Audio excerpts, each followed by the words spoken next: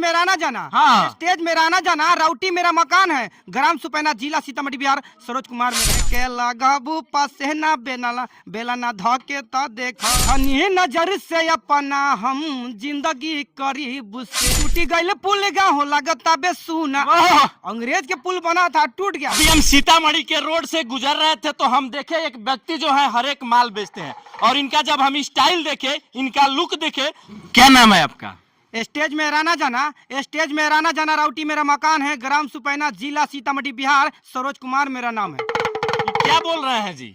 हम अपना एड्रेस बताए और क्या बोले हैं? ये एड्रेस है तो एड्रेस नहीं अपना ही सुने हैं कि स्टेज मेरा ना जाना। हाँ। स्टेज मेरा ना जाना, राउटी मेरा मकान है, ग्राम सुपैना, जिला सीतामढ़ी, बिहार, सरोज कुमार मेरा नाम है। देखिए भाई, थोड़ा एक बार ताली बजा दीजिए। देखिए ये अपने नाम और एड्रेस कैसे बताते हैं, मतलब शायरी के माध्यम से ये अपना नाम और एड्रेस दोनों बताते हैं। क्या सिंगिंग वोंगिंग करते हैं क्या जी? डांस भी करते हैं, गाना भी गाते हैं, और लोगों को हंसाते हैं कॉमेडी करके, और सन पापड़ी बेचते हैं साथ में। भाई देखिए हर एक माल बेचते हैं और साथ में सन पापड़ी बेचते हैं, और कहते हैं ये गाना भी गाते हैं और जो है स्टेज प्रोग्राम भी करते हैं, डांस भी करते हैं। तो फिर जब इतना प्रोग्राम करते हैं, पैसा वैसा आइबे करता होगा, तो हर एक माल बेचने का क्या जरूरत है? अभी स्टार्टिंग न किया है, तो कभी कभी जाते हैं प्रोग्राम में। हम बहुत बड़का कलाकार थोड़ी है जो 2 लाख 4 लाख 5 लाख 10 लाख में जाएंगे। हाँ। हमको 200-400 देता है, इसके बाद प्रोग्राम रहता है तो ठीक है, ना तो फिर सन पापड़ी ठेलना पड़ता है। फिर सन पापड़ी बेचना हाँ, पड़ता तो है। क्या करेंगे? तो इनका एक बार लुक दिखा दीजिए, देखिए किस लुक में ही है, और जो है हर एक माल बेचते हैं। इनका कपड़ा देख लीजिए, देखिए बगल में बैग लटका के एकदम जो है एक प्रोफेशनल व्यक्ति के जैसे ये घूमते हैं और हर एक माल पर सामान बेचते हैं। किस तरह का गाना गाते हैं जी?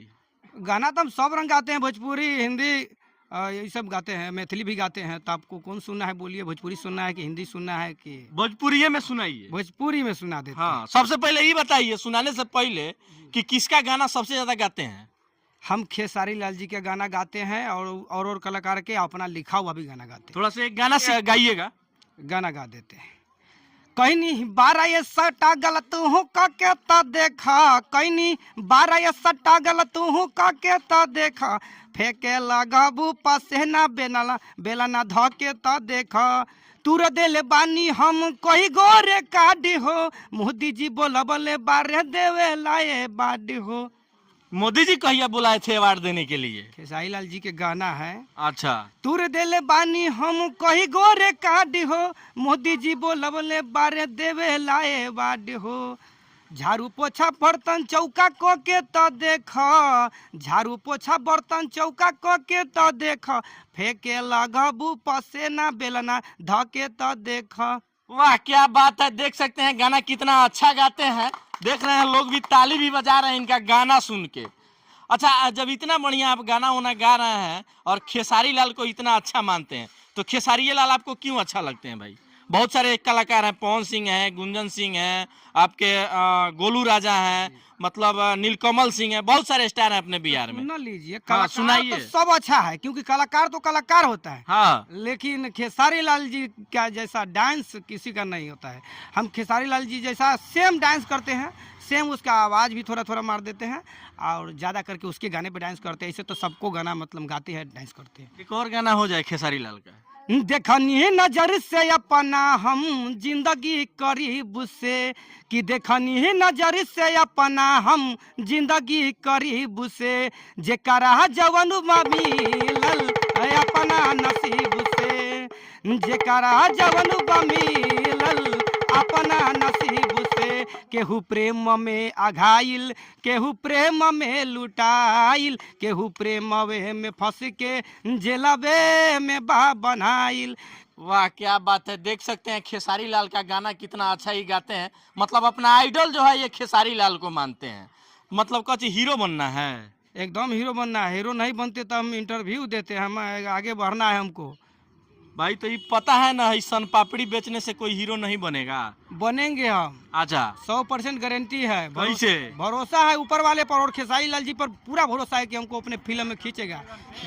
खींचेंगे, एकदम खींचेंगे। पक्का विश्वास है। इतना कलाकारी रखकर सन पापड़ी बेच रहे हैं, उनको आंख अगर पड़ जाएगा ना गलती से, हाँ। उसको पता चल जाएगा कि हमारा मौसी के लड़का एगो सन पापड़ी बेच रहा है, तुरंत खींचेगा। अच्छा, सुने हैं एगो पुल भी कानून बनवाए हैं अपना गाना के माध्यम से। हाँ तो पुल बनवाए इसलिए देखिए गांव में हमारा मतलब 30 साल से रास्ता टूटा हुआ था। बुरा लोग कह रहा है हाँ। कि 30 साल से पुल नहीं बना है। तो हम जवान हुए तो एगो गाना गाए भोले बाबा के। हाँ। ये अति गाना ऐसा है कि आज से पूरा दिन बाबा दुनू नैना के ये बाबा पुल बनबादी न सुपैना के। सुपैना गांव के पुल नहीं बनता था। हाँ। 5 साल भोले बाबा के गाना भी गाए तो भोला बाबा भी नहीं देखा उस गाना पर। अच्छा, भोले बाबा भी नहीं तरसे। भोले बाबा भी मतलब ध्यान नहीं दिए उस चीज पर। हाँ। लेकिन इसके बाद जो है 5 साल बाद एगो गाना गाए कि टूटी गई पुल गाँव लगता बे सुना। वाह! अंग्रेज के पुल बना था टूट गया था कि टूटी गई पुल गाँव लगता बे सुना। दुखे जनता को कैसे मिटाएंगे, शादी नेताजी के बेटी से रचाएंगे।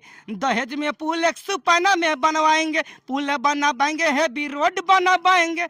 ससुर जी के गाड़ी पीछे रोड पर चलाएंगे। वाह वाह, क्या बात है। तो पुलवा बन गया एकदम बना। ऐसा गाना पर आपको लग रहा है पुल नहीं बनेगा? नेतवा सब केस ओस नहीं किया? केस कर देगा। हमारे पूरे गांव के बहन बेटी की इज्जत जा रहा था नदी हेलते हुए तो नहीं, या उसके एगो बेटी के ऊपर हम गाना गा दिए तो हमको जेल धर देगा। धरना नहीं चाहिए, डर से पुल बना दिया हमारे गांव में। हाँ। देखिए 300 फीट का पुल बना।